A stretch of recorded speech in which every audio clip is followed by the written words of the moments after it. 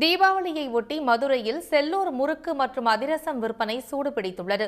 75 ஆண்டுகளுக்கும் மேலாக 3 தலைமுறைகளாக 10க்கும் மேற்பட்ட குடும்பத்தினர் பழமை மாறாமல் இந்த நொறுக்கு தீனிகளை தயாரித்து வருகின்றனர். அது பற்றி விளக்குகிறது இந்த செய்தி தொகுப்பு. பட்டாசு புத்தாடைகளுடன் இனிப்பு இல்லாத தீபாவளி கிடையாது. சமீப காலமாக வடமாநிலங்களில் இனிப்பு வகைகளுக்கு அதிக அளவு மவுசு கூடியிருந்தாலும் பாரம்பரியமாக தீபாவளிக்கு தயாரிக்கப்படும் முறுக்கு மற்றும் அதிரசம் வகைகளுக்கு இன்றளவும் கிராக்கி குறையவில்லை. சீர்பலகாரங்களில் துவங்கி விழாக்களில் முறுக்கு மற்றும் அதிரசத்திற்கு தனி இடம் உண்டு. மதுரை அருகே உள்ள செல்லூரில் அரிசி முறுக்கு, கார முறுக்கு, பூண்டு முறுக்கு, சீர் முறுக்கு, தேங்காய்பால் முறுக்கு என ரகரகமாய் விற்பனை செய்யப்பட்டு வருகிறது.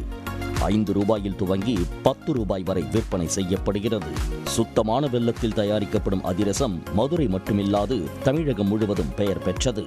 தீபாவளி நெருங்கி உள்ளதால் 24 மணி நேரமும் வியாபாரம் பரபரப்பாக விற்பனை செய்யப்பட்டு வருகிறது. வெளிநாடுகளுக்கும் ஏற்றுமதி செய்யப்பட்டு வருகிறது.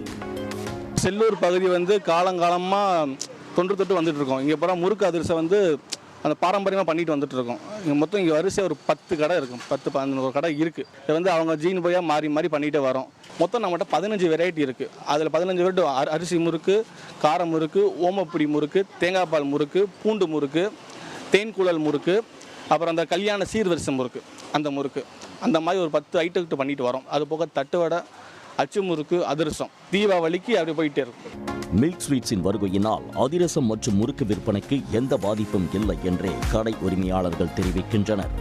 அதிரசம் தயாரிப்பில் பெண்களும் அதிக அளவில் ஈடுபடுகின்றனர். ஏன்னா அதிரசம், முறுக்கு, தட்டை இந்த இதுதான் போடுவாங்க. ஆனால் நல்லா இருக்கும். மண்டவெல்லம் தான், சீனியெல்லாம் சேர்க்குறது கிடையாது. மண்டவெல்லம் தான் நல்லா சிறப்பாக இருக்கும். தீபாவளிக்கு நல்லா இருக்கும், வாங்குவாங்க. இங்கே தான் போடுறாங்க, வேறு எங்கேயும் போடலையே. செல்லூர் கம்மா கரையில் தான் 10 கடையிலுமே போடுவாங்க. நல்லா இருக்கும்.